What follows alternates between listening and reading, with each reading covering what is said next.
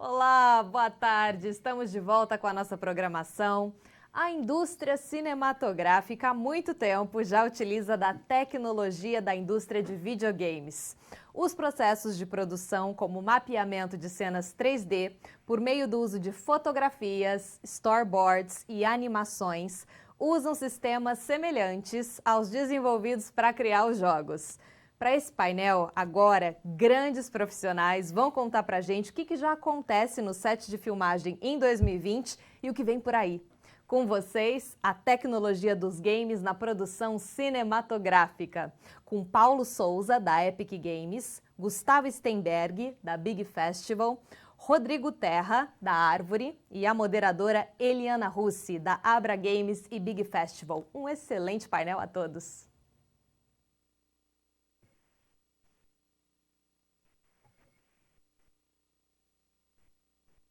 Oi, gente, boa tarde. Deixa eu ver se eu estou aqui estou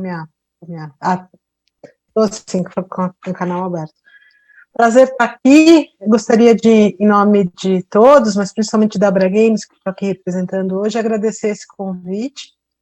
Dizer que para nós é muito importante essa conversa com o audiovisual do cinema, da televisão, que somos todos aí produtores, como vocês, e esse mundo todo de convergências aí que a tecnologia dos games está permitindo, é o tema dessa conversa de hoje. Na verdade, estão acontecendo aí a olhos vistos, né, no mundo dos games, e que estão mudando a maneira como se faz um filme no set de filmagem tradicional. É isso que eu vejo, e por isso eu convidei algumas pessoas assim de altíssima qualidade para vir aqui corroborar e explicar melhor essa percepção que a gente tem de como é que os games se encaixam no mundo do audiovisual tradicional. Então a gente tem aqui o Gustavo Steinberg, o Paulo e o Rodrigo Terra, e eu vou começar com o Gustavo Steinberg, que é um produtor. Bom, a minha conexão caiu alguns segundos. Ela já fez essa introdução? Eu fiquei perdidinha uns 3 segundos. Acho que não, né? Não, acho que não falou, não. Não Então falaram. tá. O Gustavo é um cara que vem do cinema tradicional, fazia filmes difíceis, até quando eu conheci, falei, nossa, quantos filmes difíceis você fez. Agora ele acabou de ganhar o Grande Prêmio Brasil, com longa de animação Tito e os Pássaros. Ano passado, esse filme foi indicado ao N de animação, que é o principal prêmio dessa categoria para longas, né? E hoje ele passou para o lado de cá do muro, ele é fundador, produtor, diretor, totalmente hands-on do Big Festival, que é o maior festival da América Latina para jogos independentes, né? Foi muito importante isso que aconteceu do Big passar a fazer parte aqui do nosso ecossistema, porque antes do Big Festival a gente não tinha nada que marcasse o território da América Latina como produtor de videogames, né? A gente antes era só visto como um mercado consumidor. Mas já estou me delongando demais, então eu vou rapidamente apresentar o Paulo. O Paulo é o cara da tecnologia, é o cara que tem todos os brinquedos que quem está produzindo quer poder ter, todas as engines que a gente tem, que são os motores, então a gente imagina que ele tem um baú ali de coisas que, nossa, que dá para fazer tudo acontecer, eu fico imaginando. E o Rodrigo Terra, que é um cara também de tecnologia e que está com uma empresa super bacana, que é a Árvore, que a linha, que é a produção deles, The Line, ganhou 2 prêmios incríveis agora, ganhou Veneza, na categoria de inovação e realidade virtual, acho que é esse o nome, e ganhou um Emmy também, né? Outstanding Innovation, enfim, são todos profissionais aí que têm conexão com o mundo do cinema. E eu vou começar, então, passando a palavra para o Gustavo, para ele contar um pouquinho dessa passagem dele de lá para cá e de cá para lá, e falar um pouquinho do Big também, que é esse ponto de encontro para quem é da indústria do audiovisual em geral, não só de games. Com você, Gustavo. Bom, boa tarde, obrigado pelo convite para participar do evento. Antes de mais nada, eu quero dizer que eu não passei do lado de cá, né? Acho que as duas coisas acontecem ao mesmo tempo. Assim, acho que Lá de lá para cá e vice-versa, falei as duas coisas. o que acontece assim, o Big começou, o Big Festival, que é o festival ao qual a Eliana se refere, ele começou 8 anos atrás, justamente porque eu, na época, simplesmente um produtor de audiovisual, né? Eu produzi 6 longas, na época tinha produzido 5. Via que muitas coisas estavam convergindo para o mundo dos games, né? E justamente pela minha experiência em audiovisual, eu sabia que a existência de um evento internacional no país poderia ser fundamental para colocar o país no mapa dessa indústria, né? Então a gente começou a pesquisar várias referências de festivais que existem no mundo, os principais festivais, IDF, Indiecade, e começamos a modelar também inspirado no Animamundi, que é o festival de animação, né, o grande festival de animação aqui do Brasil, que infelizmente até nem aconteceu esse ano, que é uma tristeza, eu espero que volte no ano que vem.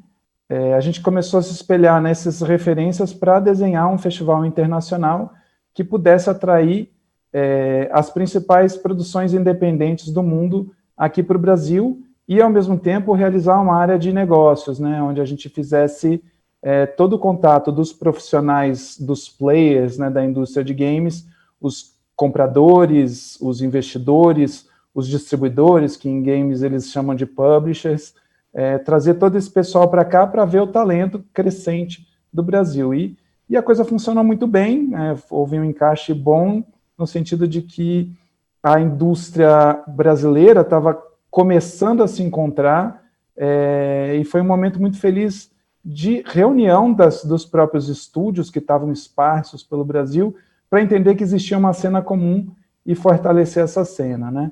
Então, assim, o meu papel aqui é muito mais fazer essa ponte, de mostrar um pouquinho, eu vou fazer um apanhado de uma breve pincelada no que é o mercado de games hoje em dia. Todo mundo sabe que é grande, mas sempre bom dar uns números. Vou compartilhar uma tela aqui para mostrar algumas coisas para vocês. Tá compartilhada a tela? Alguém aqui, eu não estou vendo nada, só me avisam se está compartilhada. Ela começou, entrou. Ah, tá. Então, a gente tem aqui um cenário mundial, né, da indústria de games, né? Só para dar uma noção do tamanho, a gente está falando de uma indústria que já passou de 150 bilhões de dólares no mundo, com uma previsão de chegar a 196 bilhões de dólares em 2022, e essa é uma previsão antiga. Após a pandemia, onde houve uma utilização ainda maior de jogos, essas previsões estão sendo revisadas para cima, né?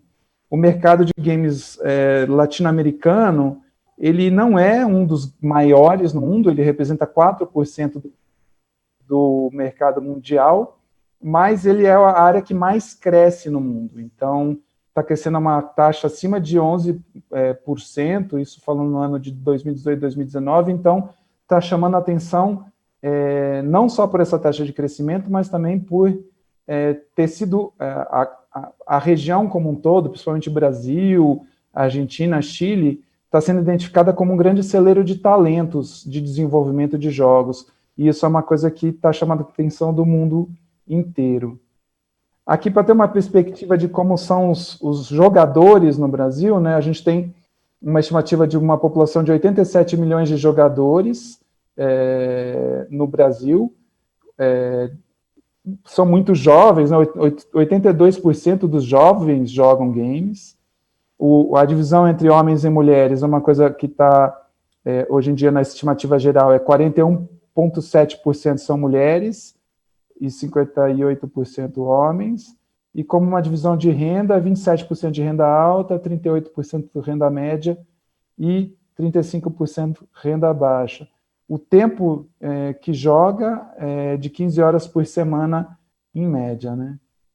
Isso aqui é para ter uma perspectiva do Big Festival. O Big Festival não é o maior evento de jogos do Brasil. Existem eventos maiores, como a BGS, a GameXP, em termos de público, né? Mas a gente é o maior evento com foco em PC e mobile, que são os jogos mais jogados.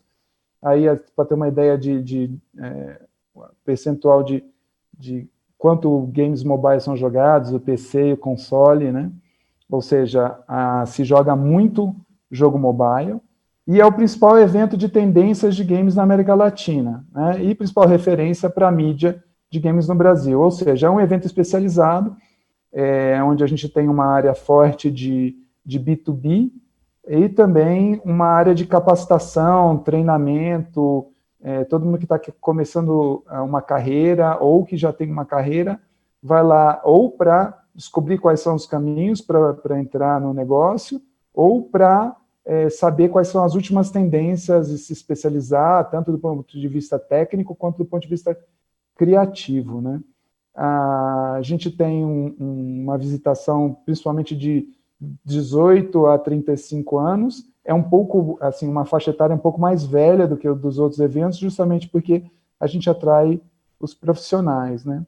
A próxima edição vai acontecer de 5 a 9 de maio de 2021, no Centro de Convenções Frei Caneca, e na verdade vai ser um evento misto, né? A gente teve a experiência aí do evento durante a pandemia que a gente fez virtual, como está sendo o Expocine, e a gente vai manter um evento híbrido que vai trazer tanta possibilidade de encontro físico com experimentação de jogos e tudo mais, as reuniões de negócios também poderão ser ao vivo, ou você vai poder optar por participar virtualmente. A gente vai ter uma parte da programação que vai ser transmitida virtualmente, palestras, até algumas demonstrações de jogos, competição de jogos de esportes, e reuniões de negócios também você vai poder realizar online. Isso aqui só para dar alguns números. No ano passado a gente teve 20 mil pessoas no festival, um impacto de mídia muito forte, a gente teve 673 milhões de pessoas impactadas na mídia, a gente ofereceu mais de 120 palestras, todas gratuitas, a única parte paga do evento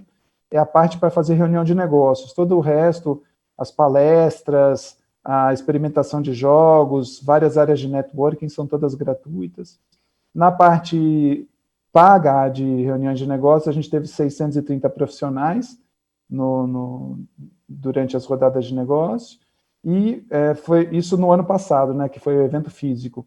E uma perspectiva de geração de negócio de 65 milhões de dólares a partir do evento, com base em mais de 4.800 reuniões que foram realizadas. Foram mais de 350 empresas, sendo 100 delas estrangeiras, né? E na parte de exposição de jogos, foram 75 jogos expostos. No ano que vem, a previsão é que a gente passe de 100 jogos expostos, já com a apresentação de jogos dos grandes publishers também, trazendo jogos, títulos que são os títulos que fazem a intersecção entre o mundo blockbuster e o mundo independente, né? A gente tem uma série de verticais, como eu disse, de todos os gostos, que vai desde a parte de áudio, VR e realidade aumentada, a Big Brands, que é a parte que faz a conexão com o mundo da publicidade, carreiras, indústria criativa, impacta tudo que tem a ver com educação, questões sociais, meio ambiente. Tem uma parte de desenvolvimento técnico mesmo para os desenvolvedores, tem uma parte de diversidade, que são os melhores jogos, e também trilhas de palestras que tocam no tema da diversidade sexual, diversidade de todos os tipos, enfim. E tem uma parte de investimento, de educação, enfim, é um evento que abarca várias áreas do game, né? Só para vocês terem uma ideia, eu fiz uma separação, um levantamento com base na presença das empresas no ano passado. A gente teve, das 350 empresas, 9% já eram produtoras de cinema, e se ampliar para produtoras de um audiovisual como um todo, incluindo aí TV, animação e tudo mais, a gente tinha 16% das empresas eram de audiovisual.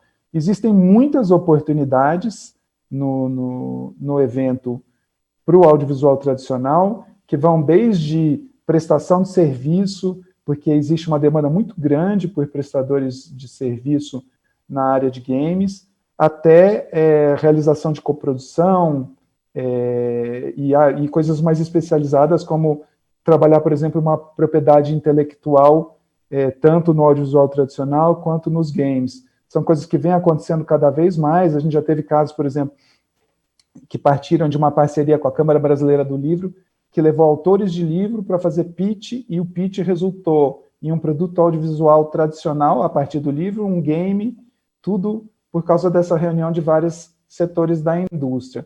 Então, assim, o que eu convido é os meus colegas cineastas, muitas vezes eles têm um certo preconceito em relação a game, não tenham, porque existem muitas oportunidades comerciais aí, e o game nada mais é do que o audiovisual interativo. A cinematografia está presente muito fortemente dentro dos games, dependendo do tipo de game, é claro. Também está presente a narrativa, tem jogos que são extremamente narrativos, e inovação nem se fala, porque o que eu costumo falar, e isso é fato, é que a indústria de games é sempre a ponta de lança assim, das novas tendências tecnológicas, né? Então, o Paulo vai falar já um pouco mais sobre a Unreal. A Unreal, que é parceiro nosso desde o começo, né, Paulo? A gente está junto no Big desde o começo, quando a gente estava engateando aí com pouquíssimas empresas no Brasil. Agora vocês vão ver que boa parte do mainstream de cinema se apoia fortemente na tecnologia deles, que é uma tecnologia que foi desenvolvida por uma empresa que antes desenvolvia games e desenvolveu sua própria engine para tecnologias de render imagem em tempo real, que é uma coisa que a gente vai ver acontecendo cada vez mais em cinema, né? Então, assim, é um mercado amplo que enfrentou a pandemia de uma forma muito interessante, no sentido de que conseguiram continuar produzindo com vários modelos de negócio assim, descentralizados, tanto do ponto de vista da produção de cada estúdio, quanto do negócio como um todo. Ele é a indústria, mesmo no Brasil, ela já nasce muito mais descentralizada do que o audiovisual tradicional. Claro, São Paulo ainda aparece como um grande polo, principalmente por causa da base tecnológica aqui, de muitas empresas de tecnologia que estão instaladas aqui, mas a gente tem muitos outros polos de desenvolvimento no Recife, em Porto Alegre, Belém. A gente tem vários lugares, Brasília, que tem uma presença forte de desenvolvedores de games. E uma coisa que eu costumo falar é que em game o curta vale dinheiro. É uma coisa interessante, assim, porque o curta em cinema é uma janela muito difícil de ser explorada, né, a curta-metragem. Enquanto que jogos pequenos podem achar um espaço bem forte no mercado. Então, era isso que eu tinha para falar, era só uma introduçãozinha. Venham ao Big, conheçam o Big, conheçam as empresas de games, porque elas estão aí para fazer negócio, parceria e inovar junto com vocês.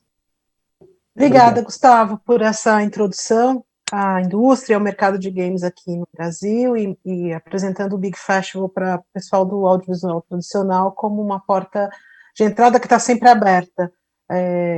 Uma das, enfim, reviews que a gente recebe mais do estrangeiro que vem para cá em busca de negócios é justamente ele sente falta de empresas mais musculosas, né, mais fortes. E se a gente tiver parcerias mais constantes com as produtoras de audiovisual que já estão aí estabelecidas, talvez crie um ciclo virtuoso aí de ganha-ganha para todos, né? Então, agora eu vou passar para o Paulo da Unreal, que é o cara que tá aqui no Brasil representa. O Paulo é da Epic, a empresa chama-se Epic.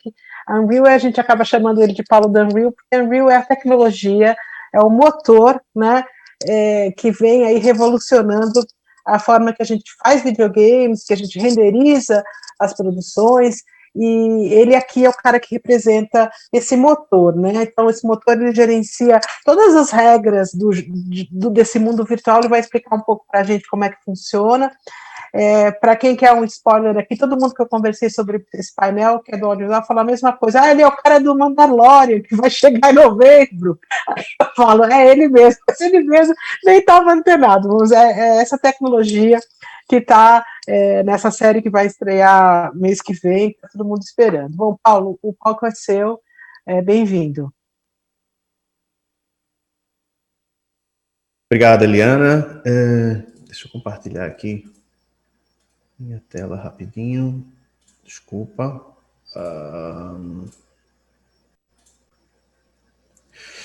Bom, acho que eu estou recebendo aqui o áudio.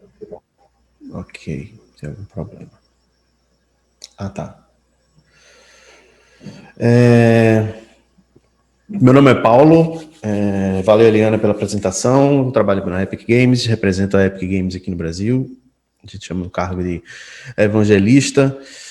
E é super legal poder falar um pouco sobre como a gente está numa fase hoje da indústria de jogos onde as tecnologias que a gente usa começam a ser difundidas para outras áreas que não são necessariamente games.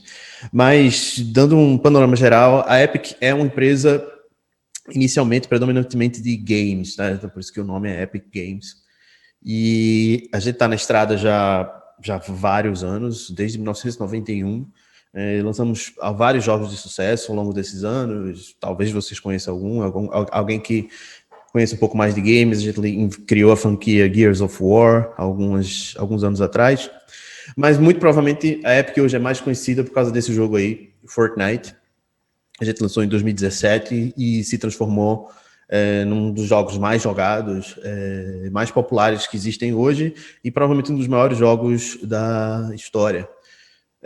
Fortnite tem mais de 350 milhões de jogadores, né, na nossa plataforma. Chegamos a ter mais de 12 milhões de jogadores simultâneos. Isso em todas as plataformas que você conseguir imaginar, desde os PCs de última geração até passando pelos consoles da geração atual, da próxima geração, inclusive celulares. Então é um jogo super democrático, todo mundo consegue acessar e jogar, interagir com seus amigos. E o fato de ser super acessível acabou catapultando Fortnite para se transformar em uma plataforma onde é mais do que jogo, mas na realidade você tem acesso a experiências.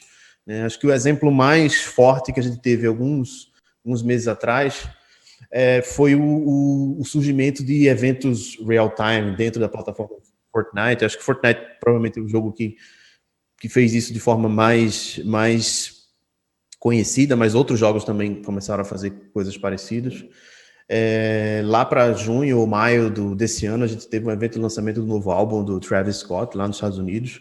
Isso, de certa forma, catapultou o novo álbum dele para números fantásticos. O álbum chegou a ser primeiro na Apple Music, chegou a ser primeiro no Spotify, mais de 27 milhões de usuários. E isso, de certa forma, demonstra que essas plataformas de computação em tempo real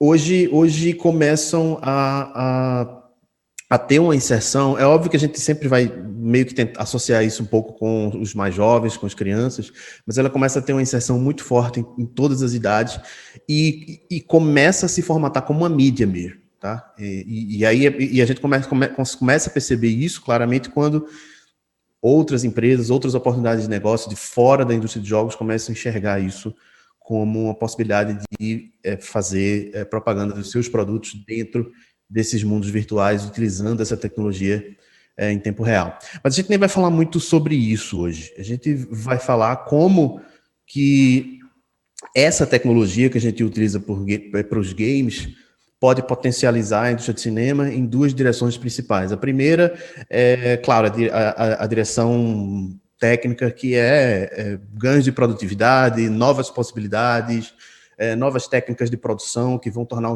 a produção dos filmes melhores, mas também, obviamente, ao mesmo tempo mais baratas. E a outra é a direção do marketing, né? Quer dizer, novas maneiras de você criar mídia em tempo real ou mídia específica, mídia pensada para um dado mercado, ou traduzida ou localizada para um mercado específico que vai ali te dar a possibilidade de atingir aquele mercado de forma mais eficiente.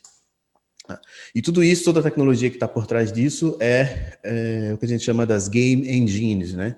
No nosso caso, é a engine que nós usamos para fazer os nossos jogos, nossas experiências, chamada Unreal Engine, que tem sido usada por N empresas, várias empresas importantes no mercado, não só na indústria de jogos, mas principalmente agora em outras indústrias, incluindo a indústria de cinema. Mas o que é que a gente poderia falar aqui um pouco além dos games, tá? Bom, várias indústrias têm começado a adotar game engines, principalmente pela sua característica de conseguir renderizar gráficos ali com uma precisão muito próxima ali do real, ou muito próxima da qualidade que o cinema, que a TV requer. E o tempo real, de certa forma, traz duas vantagens principais, né? Você tem o ganho de produtividade, de você poder, dentro do set de cinema ou durante a parte de produção do filme, você conseguir ver ali, visualizar a imagem final do seu produto, sem necessariamente ter que mandar para uma render farm ou esperar horas e horas de renderização. Então, as indústrias que adotaram Unreal, arquitetura, filme, TV, broadcasting, live events, se o vídeo não ficar muito ruim, quando eu tentar passar aqui, vocês vão ver alguns exemplos, mas depois vocês podem dar uma olhada no nosso canal no YouTube também, vocês vão ver muitos exemplos, muitas coisas legais e muito fora de games que utilizam Unreal e que tem trazido ganho de produtividade para várias indústrias. Tá? Hoje a gente tem mais de 11 milhões de usuários utilizando Unreal, desde pessoas físicas em casa até empresas grandes, escritórios. Tá? E o que a gente poderia falar um pouco sobre Unreal para TV e cinema? Tá? Eu já falei um pouco, assim, você tem ganho de produtividade na produção, você tem um feedback imediato na hora da criação, tanto se você está fazendo uma animação 3D ou se você está fazendo na parte de efeitos visuais, você tem a vantagem de ter o feedback imediato. Renderização real-time está definindo o paradigma de produção virtual, né, do que a gente vai ver no futuro. E isso, de certa forma, traz possibilidades que até agora eram inéditas. Você poder criar conteúdo renderizado em tempo real e, de certa forma, explorar esse conteúdo em diferentes vertentes, né, da sua carteira de plataformas, né, desde o cinema ali, que vamos dizer que seja um nível mais alto, até experiências que a pessoa vai poder assistir no seu aparelho celular. Tá? Tudo isso usando uma mesma ferramenta, o mesmo pipeline de produção. Se eu puder dar alguns exemplos de algumas coisas que utilizam Unreal hoje, você tem empresas como a ILM, Digital Domain, Framestore, e aqui no Brasil, acho que o nosso maior cliente muito provavelmente é a TV Globo, com várias inserções na parte de entretenimento, no Fantástico, na parte dos programas de auditório, onde eles têm algumas inserções em tempo real, mas principalmente o pessoal de esportes utilizam muito Unreal para alguns efeitos. Não só no tempo real, mas também para a parte de VFX e render offline. Eu não sei se vai ficar muito bom, mas isso da franquia Star Wars. Tem alguns exemplos que é criada para a franquia Star Wars, todos com Unreal Engine, mas para resultados finais completamente diferentes. Uma plataforma completamente diferente.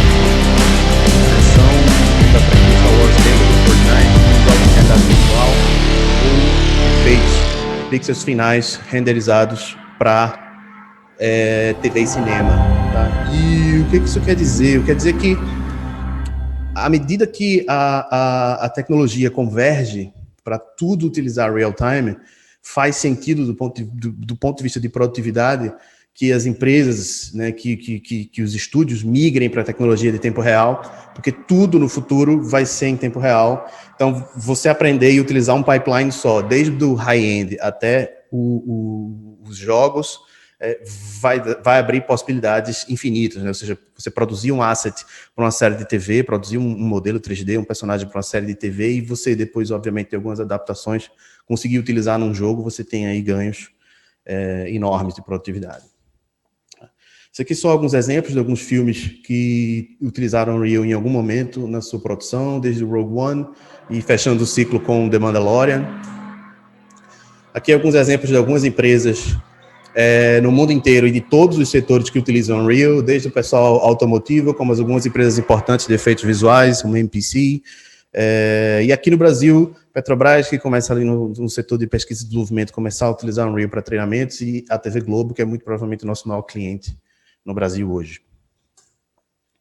Unreal é de graça para criadores, ninguém precisa pagar nada para utilizar Unreal, não existe uma mensalidade para utilizar Unreal. Nosso modelo de negócios, nós temos um modelo de negócio específico para games, mas para tudo que não é game, Unreal é 100% de graça, e se você tiver um projeto que seja grande e precise de um certo suporte da Epic, aí a gente pode pensar em uma licença paga, onde a gente vai dar um um suporte mais especializado para o projeto que você precisa, seja ele de TV, cinema ou de simulação ou no setor automobilístico. Eu vou pular esse vídeo.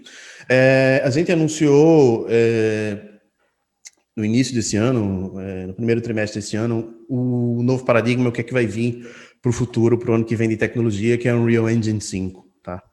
E tentando ser bem rápido, tem duas tecnologias que são super importantes, que devem revolucionar a computação gráfica em tempo real, que é a tecnologia Nanite, onde a gente finalmente vai ter quantidade de detalhes volumétricos quase infinitos, né, nos modelos 3D dos jogos e, obviamente, de tudo que utilizar engines em tempo real, e a tecnologia Lumen, que é finalmente também um dos santos graus da computação gráfica em tempo real, que é trazer iluminação global, ou seja, iluminação super realista, como os olhos enxergam o mundo, para o real time, ou seja, sem tempo, sem precisar mandar para um render farm, sem precisar renderizar um light map, coisas que são comuns nas engines de hoje. A gente começa a dar um passo à frente para começar a reduzir e aumentar ainda mais a produtividade dessas produções ultra-realistas. É uma coisinha que eu queria falar super importante para quem é da indústria. A Epic também tem um programa de fomento de projetos feito em Unreal. É um programa chamado Epic Mega Grants, onde a gente tem um fundo de $100 milhões, onde a gente investe em projetos, fomenta projetos, e esses projetos eles podem ser de qualquer área, obviamente de games, que a gente conhece mais também, mas também pode ser na parte de mídia e entretenimento, TV, cinema, arquitetura, visualização, enterprise, ferramentas open source. Se vocês têm algum projeto que seja feito com Unreal Engine, eu recomendo demais entrar no unrealengine.com/megagrants, dar uma lida no nosso FAQ e ver se encaixa e tentar aplicar e quem sabe receber um prêmio e ajudar a colocar o teu projeto para frente. Então, para finalizar aqui, alguns exemplos, filmes e talvez alguns jogos do Unreal Engine, nível gráfico que a gente consegue chegar hoje. Eu acho que o mais importante de todos os setores, não só a parte de games, o setor de games, a aplicação do AAA, a Unreal de certa forma já é a ferramenta padrão, mas agora a interessante, muito rápido, né? Uma adoção. Mas agora que We got the power! Yeah! Let's go now! E é isso, gente. Vou passar agora. Obrigada, Paulo. Eu sou apaixonada por tudo isso, fico entusiasmada aqui. Por mim, você podia continuar falando e falando, mas a gente tem um cara incrível aqui para falar também de quem faz conteúdo em realidade virtual, que é o Rodrigo Terra, da Árvore. O palco é seu, meu caro.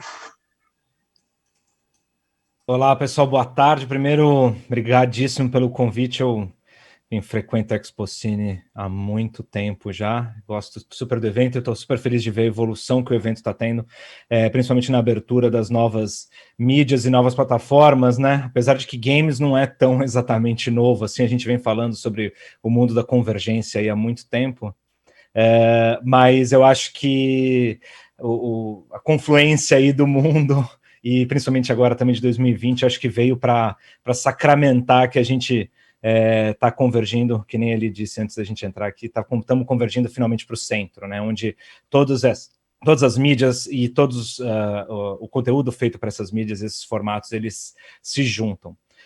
Eu venho de televisão também, eu sou radialista de formação, eu já empreendi tendo uma produtora independente, já trabalhei em outros produtores independentes, fiz o começo da minha carreira dentro de emissoras de TV e também de produtoras de cinema, e sempre fui um apaixonado por tecnologia. Sempre me interessou não só o conteúdo e as histórias que a gente podia contar, mas como elas eram feitas, né? Então, o craft da coisa, né? O como a gente coloca um sinal de TV no ar, como que a gente projeta de 35mm numa tela, como que a gente faz um jogo rodar num computador. Então, eu sempre fui apaixonado tanto pelas histórias quanto pela tecnologia. E isso me levou a fundar, junto com meus 2 outros sócios fundadores, né, eu sou co-founder da Árvore, junto com o Ricardo Justus e o Eduardo de Montmort, que são 2 pioneiros também dentro da realidade virtual aqui no país. Junto comigo, a gente abraçou essa história de criar uma empresa de realidade virtual 100% brasileira, num mercado em que não existia realidade virtual ainda. A gente abriu a empresa, não tinham óculos comerciais ainda na prateleira, estavam para ser lançados ainda, mas a gente acreditou que dava, justamente por conta da gente saber o talento do criativo brasileiro, seja ele dentro da produção, seja ele na área artística, seja ele na área técnica, né? A gente sabia que tinha muita gente boa aqui no país, já sabia que muita gente que queria também começar a trafegar ou navegar em novos mares aí, de contar histórias, e a gente começou a formar um time de estrelas, né, para a gente poder começar a criar esse conteúdo para finalmente o século XXI também, né, essas novas formas de contar. O nosso mais recente achievement aí, né, a conquista, foi o primeiro Primetime Emmy do Brasil.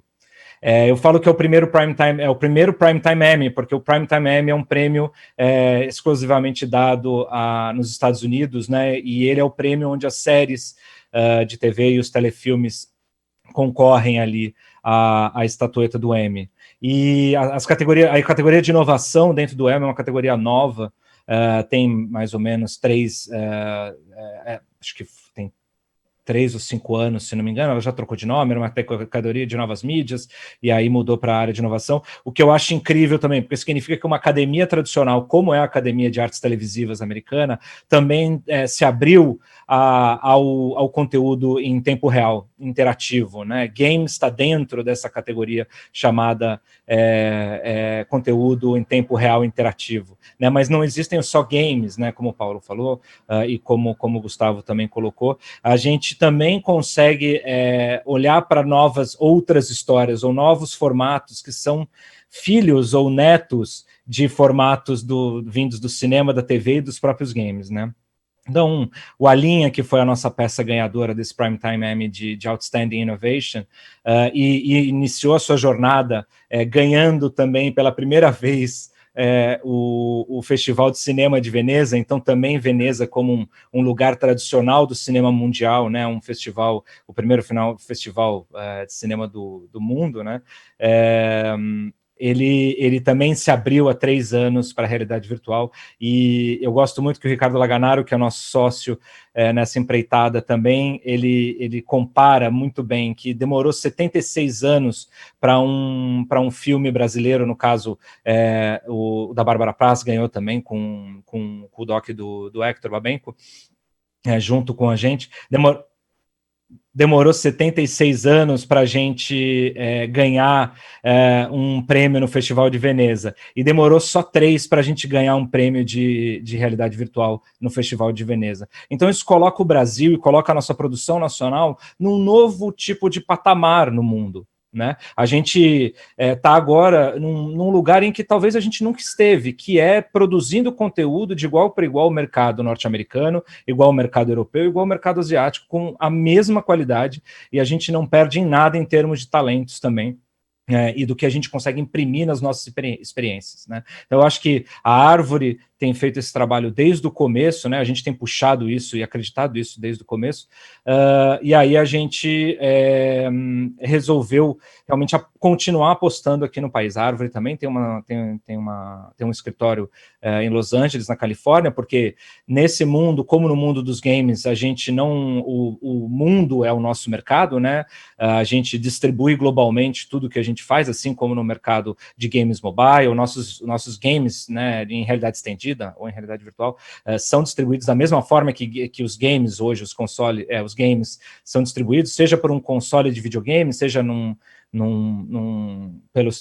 pelo celular ou pelo computador. A gente distribui da mesma maneira, só que a gente já nasce assim, né? Então, eu acho que isso traz uma grande diferença, inclusive de mindset, para a gente trabalhar histórias universais, trabalhar um conteúdo que atinja o mundo todo, mas que imprima sempre o nosso DNA brasileiro. Isso para a gente é muito importante nas histórias que a gente conta e nos games que a gente desenvolve. Então eu vou tentar passar um trechinho aqui, eu vou compartilhar a minha tela, do trailer do Alinha. Eu gosto de dizer o seguinte: realidade virtual mostrada em vídeo ou em slide é a mesma coisa que a gente falar de televisão para alguém do final do século XIX. Né? Você tentar explicar para alguém o que é TV através de um rádio, ou antes mesmo do rádio ser inventado, é a mesma coisa que a gente ver realidade virtual através de um vídeo em 2D. Né? Realidade virtual é feita para você viver e experimentar. É uma mídia que não tem como você entender o potencial desse meio de comunicação e dessa nova plataforma de comunicação sem você realmente colocar um device como esse aqui, por exemplo, na cara, né? E imergir dentro dessas dimensões em que nós, os criadores de realidade virtual e de jogos de realidade virtual, a gente propõe para vocês. Vou passar aqui rapidamente.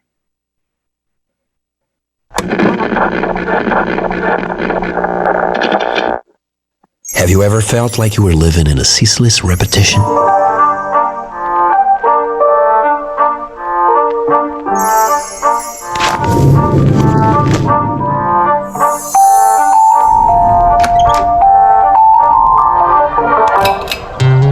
In a world of miniatures, routine is everything.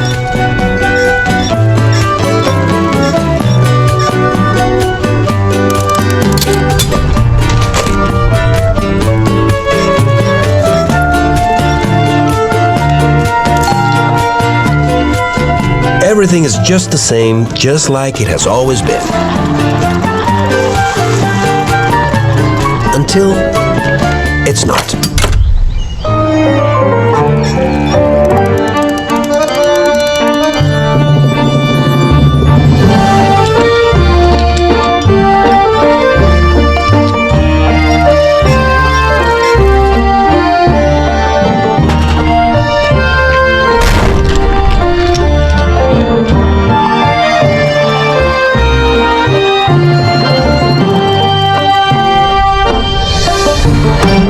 Have you ever felt like you were living in a ceaseless repetition?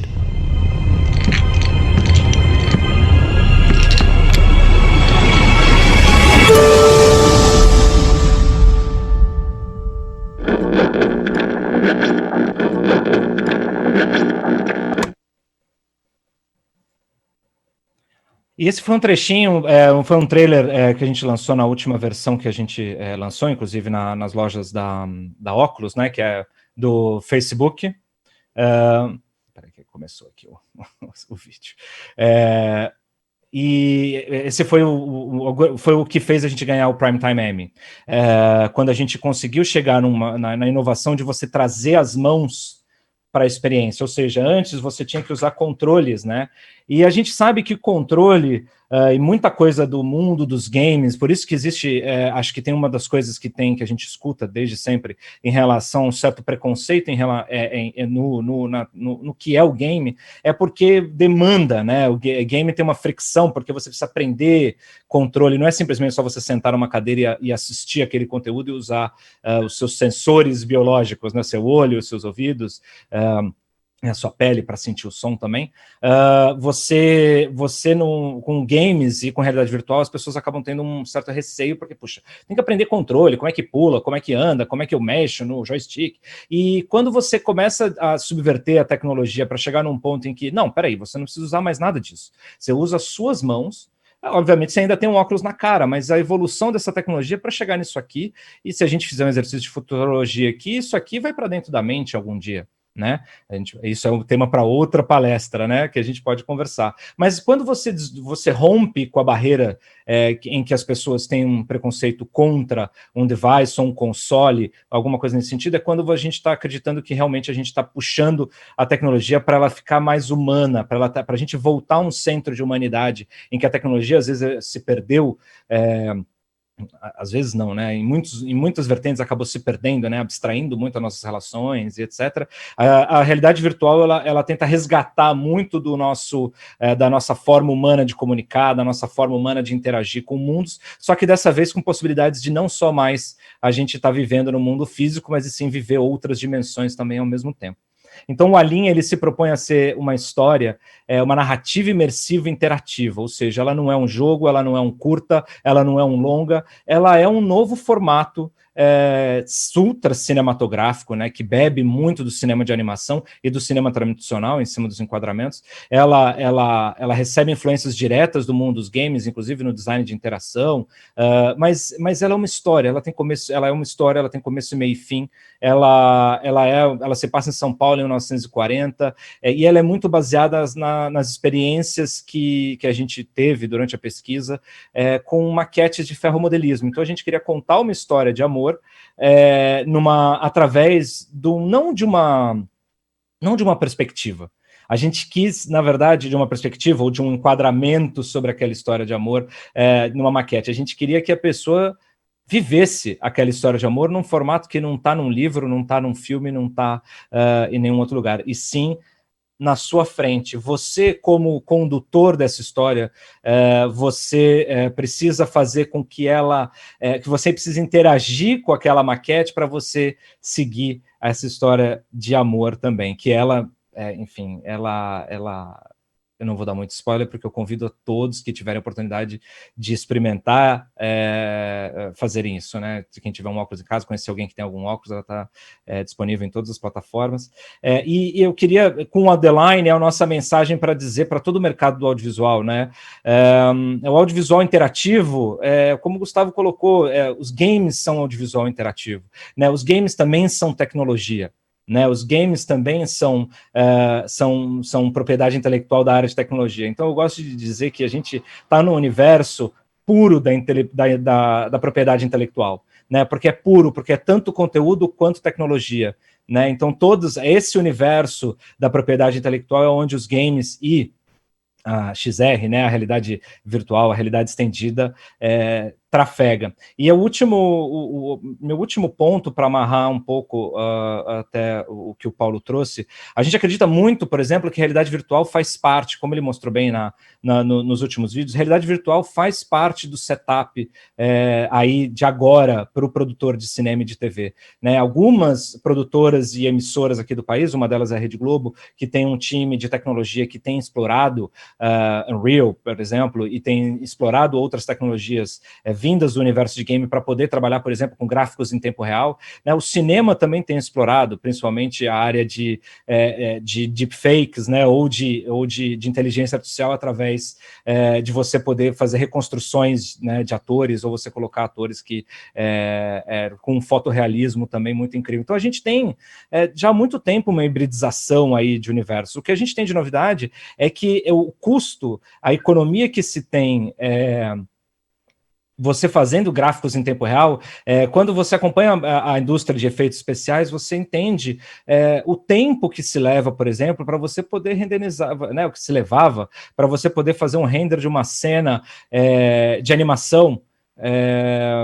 Às vezes podia levar semanas, às vezes podia levar quase, né, tem histórias aí, dependendo do formato que você renderiza, leva meses para você renderizar, né? A gente viu uma evolução do cloud computing, a gente viu uma evolução, principalmente no mercado de animação e no mercado de VFX, e eu falo isso porque uma parte do mercado de realidade virtual bebe desse mercado de VFX, do cinema e de TV, né? Então a gente aprendeu que, peraí, tempo real é economia, na realidade. Se você pega recursos como esse da Unreal, do Unreal 5, com essa tecnologia nova, em que você pode explodir de polígonos ali, é claro que tem, estou exagerando um pouquinho, mas na teoria você consegue avançar com isso, você consegue trafegar, o que você cria para o jogo funciona no filme, o que você cria no filme funciona para o jogo, você está quebrando de fato as barreiras do que por exemplo, o que eu posso fazer com um conteúdo em tempo real. E com realidade virtual ainda você pode entrar em cena, ou seja, dentro do seu set de filmagem físico, você pode estar trabalhando com seus atores em motion capture e fazendo um live action com VFX olhando em tempo real, né, o pré-vis, né, a pré-visualização, ali como filmes como Lion King também fez, né, como o Rei Leão, e o Jon Favreau usou a tecnologia de realidade virtual para poder fazer a direção ali em tempo real, e isso trouxe uma economia muito grande de tempo e de budget ali para a produção. Então a gente vê em várias etapas do processo e da feitura do cinema e de TV, em que o tempo real traz economia e o tempo real traz também um sabor novo para o que a gente vê na tela, seja fotorrealismo, seja animação, seja a gente chegar aonde a gente quer chegar. Eu acho que realidade virtual e conteúdo em tempo real são um caminho sem volta que a gente do audiovisual tem, e os games, isso eu queria deixar muito claro para todos. Os estúdios de games hoje aqui no país são quem detém esse conhecimento aqui. Né? Então, se uma produtora de cinema ou de TV pensa em começar a entrar nesse mundo, quem já está lá faz um bom tempo são os estúdios de games. Então, nada mais do que iniciarem conversas para isso acontecer. É isso. Gente, obrigada, que bacana. Eu sempre fico emocionada quando eu vejo o trailer da linha. A gente tem 3 minutos para amarrar para cada um. Vou passar a bola para o Gustavo Steinberg. Você tem 3 minutinhos para fazer suas considerações finais. Eu tenho uma pergunta que eu não sei se a audiência fica confusa ou não, mas eu acho que depois o Paulo pode explicar um pouco como é que você separa a realidade imersiva, né, da real, da aumentada, o que é cada uma dessas coisas, talvez seja importante, mas deixa o Gustavo falar primeiro, me ocorreu isso. Fala aí, Gustavo. Não, para mim é só, acho que o painel era um pouco para dar uma pincelada, um panorama em alguns aspectos do audiovisual interativo, e falar é basicamente um convite, né? Se você está no audiovisual e ainda não está nos games ou nesse campo da interatividade que os games proporcionam, venha, porque você está perdendo tempo. Tem muita coisa acontecendo nessa área e eu acho que não é um caminho de uma mão só, né? Como eu disse, eu acho que os dois lados têm muito a aprender um com o outro, né? E eu acho que se a gente conseguir, um pouco na linha do que a Árvore, o Terra estão fazendo aí, de abrir uma frente com propriedade intelectual brasileira, unindo esforços, ainda mais nesse momento complexo que a gente está vivendo, para conseguir conquistar o mercado internacional, gente, eu acho que é o caminho que a gente tem que explorar, definitivamente, a partir de já. Que né? bom. Então é isso. O Big está de portas abertas, como eu disse, a maior parte da programação é grátis, muita coisa para se aprender lá, e muita gente para encontrar, muitos profissionais, muitas empresas, e tem toda a parte de área de negócios para você poder garimpar novos projetos e fazer conexão com as empresas que estão na área. A gente fica aí à disposição. Só entrar no bigfashion.com.br. Olha, eu estou aqui representando a Abra Games. A Abra Games é parceira do Big, desde o primeiro Big, e a parte de negócios tem um arcabouço aí nosso bem forte, porque afinal a gente vive o mercado diariamente, dentro e viajando, quando você podia viajar, então a gente tem uma parceria muito bacana com o Big Fashion, a gente decide junto com o time do Big muita coisa que vai acontecer lá, mas eu não fiz a minha propaganda, né? A Abra Games também está de portas abertas, é uma associação muito plural, muito tateando também as melhores formas de impulsionar a indústria, todos são bem-vindos. A gente também tem um projeto internacional que nos ajuda também a ter contato com o global quase que o tempo todo, então as portas estão abertas, abragames.org, só isso, sem BR, e voltando aqui para o Paulo, tira um pouco o nó aí, real, estendida, imersiva, real time, explica aí, por favor.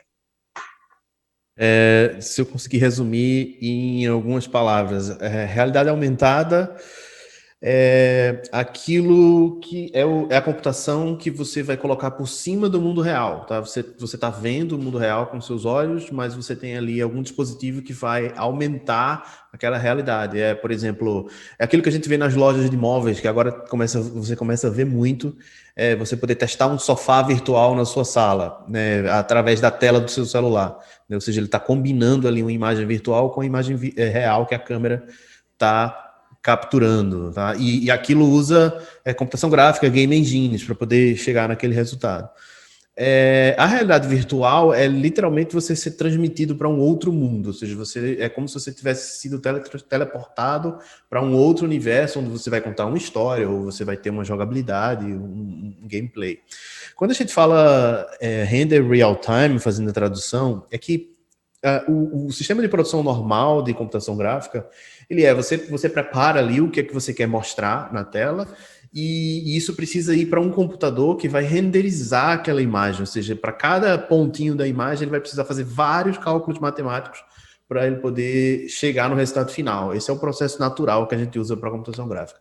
O tempo real, o processo é o mesmo, só que você precisa de tecnologias diferentes, mais avançadas, para que você consiga renderizar 30 quadros por segundo, pelo menos. Ou seja, você precisa renderizar 30 vezes a imagem no segundo para você poder ter a sensação de movimento que você tem num filme e que, obviamente, você também tem num jogo. Então, esse é que é o maior desafio. Essa indústria que avançou muito nos últimos anos, principalmente aí depois da popularização das placas gráficas, se popularizou muito e hoje essa tecnologia dos games, porque isso é um requisito, ou seja, você renderizar essas imagens de 30 frames por segundo é um requisito que vem dos games, né? De certa forma, foi a indústria que criou essa tecnologia de computação gráfica em tempo real, que agora começa a chegar num nível de fidelidade que as outras indústrias, principalmente a indústria de cinema, começa a adotar de forma mais completa. Bacana, acho que todo mundo... Bom, quem tiver dúvida, é só mandar um e-mail que a gente responde depois, tá? Para o Rodrigo Terra, que é uma pergunta difícil, tá? Você falou bastante, eu sou fã dessa teoria de que a tecnologia tem que ser centrada na gente. Eu já fico inibida quando eu não sei mexer com alguma coisa ali. Falei, meu Deus do céu, até aprender a fazer isso, o jogo já foi, né? O que vem por aí? O que você acha que vai mudar no espaço aí de 5 anos para a tecnologia dos devices, que é um paradigma que a gente tem que ultrapassar, tem que baratear o custo disso, tem que ser mainstream, e também que relação tem tudo isso com 5G, com a capacidade da nossa internet? Acho que é só para situar o pessoal do cinema um pouco nessas conversas que são comuns aqui para nós, né? Eu acho que a primeira coisa que a gente tem que perceber, né, se é que a gente já não viu, mas quem não percebeu ainda, é importante perceber, é que isso aqui está com os dias contados, né? Isso a gente tem mais 10 anos 15 anos de smartphone. Não digo que ele vai desaparecer, mas eu digo que a partir do momento que isso aqui vira uma coisa parecida com essa, que eu não lembro a hora que eu coloquei isso aqui hoje de manhã, na hora de acordar, é quando a gente tem essa disrupção das plataformas de computação, né? Como o Paulo falou, hoje, realidade aumentada você faz muito com alguma coisa que tem uma câmera, com uma telinha, e aí você tem que colocar, você usa alguma coisa para mediar isso, né? Enfim, não vou entrar em detalhes sobre mediação, mas hoje você tem os óculos também de realidade mista, ou né, realidade estendida, ou guarda-chuva, de tudo isso que o Paulo comentou, mais realidade mista, que é quando você você não usa devices como esse, você usa coisas como isso aqui, óculos, né, mais levinho aí para você olhar objetos virtuais no mundo real, né? Quem viu o lançamento do iPhone 12 já está imaginando que, opa, a Apple vai entrar nessa história. Com certeza ela vai. Se vai ser ano que vem ou 2022, é a aposta do mercado para saber. Mas se você viu o lançamento do iPhone 12, principalmente o modelo Pro e o Pro Max, você viu que eles têm um sensor chamado LiDAR, que é justamente para investir em realidade aumentada. Né? Então o caminho está acontecendo, né? O caminho a coisa está caminhando para a gente trocar essa plataforma de computação. E se a gente está falando de trocar plataforma de computação, a gente está falando também de uma nova plataforma de comunicação também.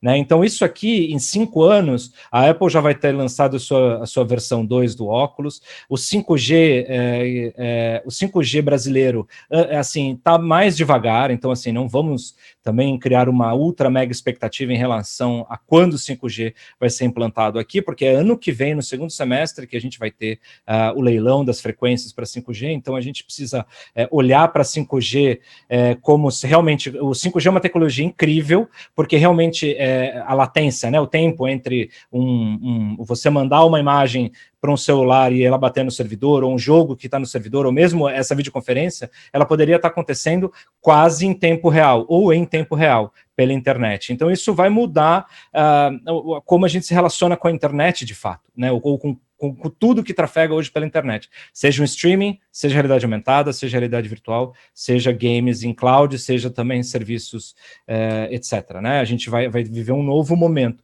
Então, eu acho que, para todos do mercado do cinema, a gente tem que olhar para o 5G realmente implantado daqui a 5 anos aqui no país, ainda não como uma realidade para todos, mas a gente tem que olhar os óculos, sim, porque em algum momento...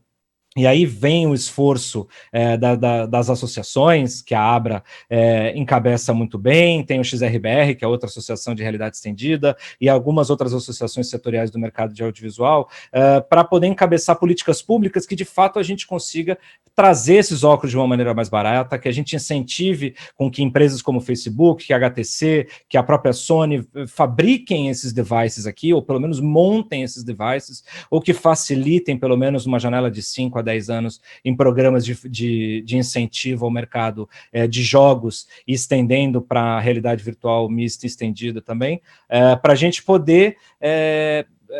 brasileiro é early adopter, né? Brasileiro que adora tecnologia. Então, se você oferece um produto barato, conteúdo, que agora a gente está com esse punch, estamos competindo de igual para igual, o mercado de games brasileiro só cresce, o mercado de games internacionais, de games no mercado internacional, games brasileiros, está cada vez mais crescendo, o consumo interno de jogos durante essa pandemia, então, explodiu, né? Você vê propaganda da Casas Bahia anunciando o PlayStation 5 no horário nobre, ou seja, há quanto tempo a gente do mercado olha e fala assim, caramba, né? Isso aconteceu. Isso aconteceu. Então, eu acho que para o mercado de audiovisual, TV e cinema, percebam os sinais, né? Hoje a gente está com sinais cada vez mais fortes. A pandemia só sacramentou algumas coisas. Então, o festival como o Big, por exemplo, é um local em que todos deveriam frequentar, principalmente as distribuidoras, não só as produtoras, mas eu digo as distribuidoras de cinema. Lembrando que as majors lá fora, todas de Hollywood e europeias e asiáticas, também detém braços de publishing de games, né? Então a gente pode citar várias. Então, eu acho que a gente não tem que mais ter medo do mercado de games, a gente tem que agora abraçar, como mercado de audiovisual, abraçar e começar a investir pesado também. Gente, obrigada. O pessoal aqui da produção está pedindo... Bom, primeiro estão todos agradecendo, dizendo que adoraram o conteúdo que a gente falou aqui. A gente tem muito mais, queremos voltar. Obrigada pela oportunidade, a todos aí um abração. As portas estão abertas no Big, na Abra Games, na Árvore e na Epic.